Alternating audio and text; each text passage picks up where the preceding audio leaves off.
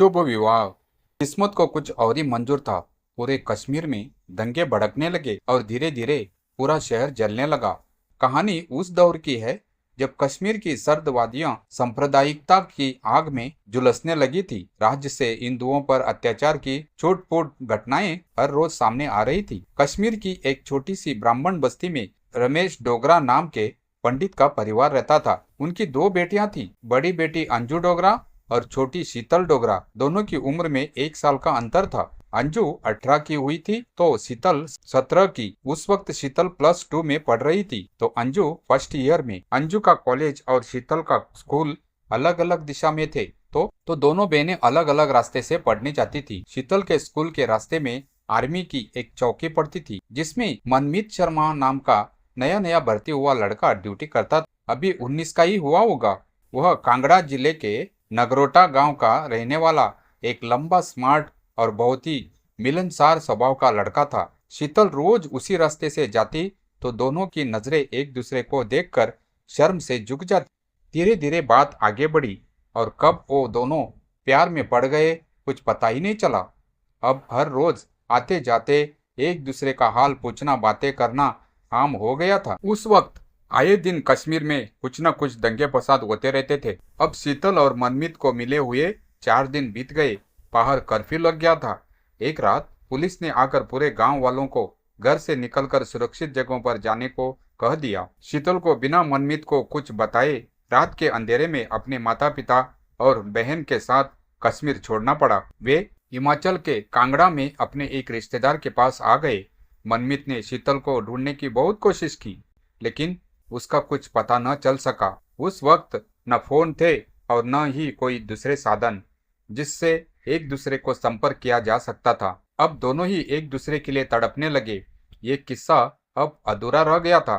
लगभग 7 साल बाद शीतल अब 25 साल की हो गई और अंजू 26 साल की। उनके लिए रिश्ते ढूंढने शुरू किए क्योंकि परिवार बाहर से आकर बसा था तो कोई जान पहचान न होने के कारण अंजू की शादी के लिए अखबार में इश्तिहार निकला। इश्तिहार पढ़कर कांगड़ा का ही एक युवक जिसका नाम मानव था उसने उनसे संपर्क किया। मानव की वहीं पर एक फोटो स्टूडियो था। मानव बहुत अच्छे स्वभाव का होनहार संस्कारी युवक था। वह एक दिन उनके घर जाता है और अंजू के माता पिता के पैर छूकर आशीर्वाद लेता है और अपने बारे में सब कुछ बता देता है। हालांकि मानव सजातीय नहीं था। उसने बताया कि वो एक गरीब परिवार से है, एक बहन है जिसकी शादी हो चुकी है और घर में केवल माता पिता है। लड़की के पिता उसे कहते हैं, बेटा हमें इस रिश्ते से कोई दिक्कत नहीं, पर हम खुलकर एक बात कहना चाहते हैं। आपकी जो भी मांग है वो हमें पहले ही बता दो। जो भी हमारे पास है वो हमारी बेटियों का ही है। हमारा कोई बेटा तो है नहीं। इस पर मानव बड़ी शालीनता से कहता है कि अंकल हम गरीब है लेकिन भिखारी नहीं। भगवान ने 2 हाथ पैर सही सलामत दिए हैं। 2 वक्त की रोटी का इंतजाम बहुत अच्छे से हो जाता है। आप इस तरह की बात करके मुझे शर्मिंदा न करें। मेरी भी बहन है। हमने जब उसकी शादी में कोई दहेज नहीं दिया तो मैं ये पाप कैसे कर सकता हूँ। ऐसी ही कुछ बातें होती है और लड़का उन्हें पसंद आ जाता है। माँ बाप उठकर चले जाते हैं और कहते हैं कि लड़की को चाय देकर भेज देते हैं। आप लोगों को अगर कोई सवाल पूछने हैं तो बात कर लें। थोड़ी देर में अंजू चाय और बर्फी लेकर आती है और मानव के आगे रखकर सामने बैठ जाती है। मानव एक नजर देखता है अंजू को और अंजू मानव को, लेकिन दोनों काफी देर तक खामोश बैठे रहते हैं। न वो कुछ बोलती है न वो कुछ कहता है। फिर अंजू शुरुआत करती है।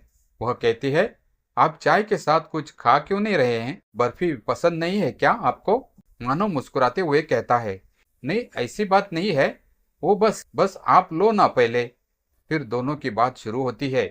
मानव की लंबाई 6 फुट के आसपास थी तो अंजू 5 फुट 4 इंच। अंजू ने आते हुए खिड़की से छुप कर देखा था तो वो थोड़ा मुस्कुराते हुए कहती है कि आपको मेरी हाइट कम नहीं लग रही है? इस पर मानव भी मुस्कुराता है और कहता है, मैंने कहाँ माप के देखी है। फिर वो दोनों सामने लगे बड़े शीशे के पास खड़े हो जाते हैं। अंजू उसके कंधों पर पहुंचती है तो कहती है, ज्यादा कम नहीं है, हिल पहनकर ठीक हो जाएगी। इस पर मानव हंसते हुए कहता है कि मेरे पास इतने पैसे नहीं है कि रोज नई हिल खरीद सकूं। हाँ, ये कर सकता हूँ कि मैं नंगे पांव चल पड़ूंगा आपके साथ। इस पर अंजू हंसते हुए कहती है कि फिक्र मत करो, मैं अपने पापा से बोल दूंगी, वो 10-20 जोड़ी दहेज में दे देंगे। दोनों हंसने लगते हैं, फिर काफी बातें करते हैं और दोनों एक दूसरे को पसंद करने लगते हैं। फिर मानव उसे कहता है कि अपनी कोई तस्वीर तो दे दो। इस पर अंजू कहती है, तस्वीर का क्या करोगे, मेरे पास कोई अच्छी तस्वीर नहीं है अभी। मानव कहता है कि तस्वीर का मुरब्बा थोड़ी बनाऊंगा, बस घर जाकर मेरे माता पिता पूछेंगे तो उन्हें दिखानी तो पड़ेगी ना कि उनकी होने वाली बहू कैसी है। दोनों हंसने लगते हैं और फिर अंजू तस्वीर लेने जाती है। तब तक अंजू के माता पिता भी अंदर आ जाते हैं। दोनों को खुश देखकर वो कहते हैं कि ठीक है बेटा, हम आपके घर आकर आपके माता पिता से बात कर लेंगे। मानो बहुत खुश था क्योंकि अंजू ने तस्वीर के पीछे अपने घर का लैंडलाइन नंबर भी लिख दिया था और कहा कि कोई बात करनी हो तो इस नंबर पर फोन कर लें। मानव ने भी अपनी दुकान का नंबर उन्हें दे दिया, तो जब अंजू अकेली होती तो मानव को फोन कर लेती। दोनों एक दूसरे को बेहद पसंद करने लगे थे। कुछ दिन बाद मानव फोन करता है।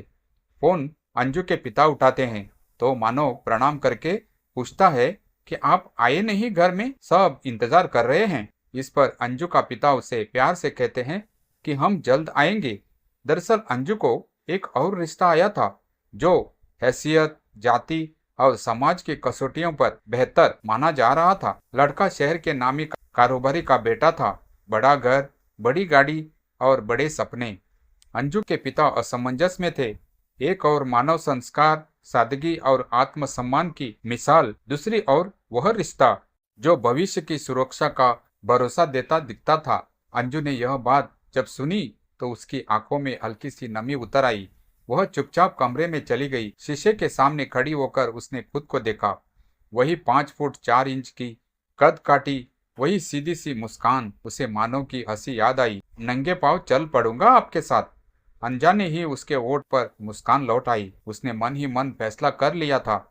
उधर शीतल खिड़की के पास बैठी सब सुन रही थी। 7 साल पुराने जख्म अब भी उसकी सांसों में चुभते थे। मनमीत, चौकी, कर्फ्यू, रात का अंधेरा, सब एक एक कर यादों में उभर आए।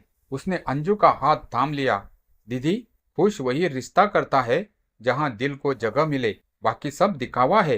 अंजू ने उसे कसकर गले लगा लिया। अगले दिन मानव फिर फोन करता है। इस बार अंजू खुद फोन उठाती है।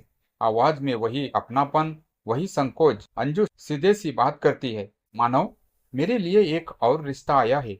पापा उलझन में है। कुछ पल खामोशी रहती है, फिर मानव की शांत आवाज आती है, अंजू, फैसला आपका है। मैं चाहता हूँ आप खुश रहें, मेरे साथ हो या न हो। उस एक वाक्य ने अंजू का निर्णय और पक्का कर दिया। शाम को परिवार बैठता है। अंजू पहली बार पूरे आत्मविश्वास के साथ बोलती है, पापा, मैं मानव से शादी करना चाहती हूँ। पिता चौंकते हैं। माँ बेटी का चेहरा देखती है, वहाँ डर नहीं, दृढ़ता है। थोड़ी देर बाद पिता गहरी सांस लेते हैं। ठीक है बेटा, अगर यही तुम्हारी खुशी है तो हमें मंजूर है। मानव के घर रिश्ता पक्का हो जाता है। सादगी से सगाई होती है। फोटो स्टूडियो में पहली बार दोनों साथ खड़े होकर तस्वीर खिंचवाते हैं। बिना हिल, बिना दिखावे के तस्वीर के पीछे मानव लिख देता है, साथ चलना है। इधर शीतल की जिंदगी भी एक मोड़ लेती है। एक दिन कांगड़ा बाजार में उसे सेना की वर्दी दिखती है। वही कद, वही चाल, दिल जोर से धड़कता है। सामने मनमीत खड़ा होता है, अब पहले से ज्यादा परिपक्व, आंखों में वही सादगी। कुछ पल दोनों खामोश रहते हैं, फिर मनमीत धीमे से कहता है, शीतल। समय जैसे ठहर जाता है, अधूरी कहानी को आवाज मिल जाती है। सब कुछ आसान नहीं था। परिवार, हालात, बीता हुआ दर्द, सब सामने थे। मगर इस बार कर्फ्यू नहीं था, अंधेरा नहीं था। बातचीत हुई, परिवार मिले और धीरे धीरे भरोसा लौटा। कुछ महीनों बाद एक सादे से मंदिर में 2 शादियां होती है, अंजू मानव के साथ और शीतल मनमीत के साथ। बाहर ठंडी हवा चल रही थी, जैसे वादियों फिर से सांस ले रही हो। किस्मत ने बहुत कुछ छीना था, पर सब कुछ नहीं। कुछ कहानियां टूट कर भी पूरी हो जाती है, बस समय लगती है।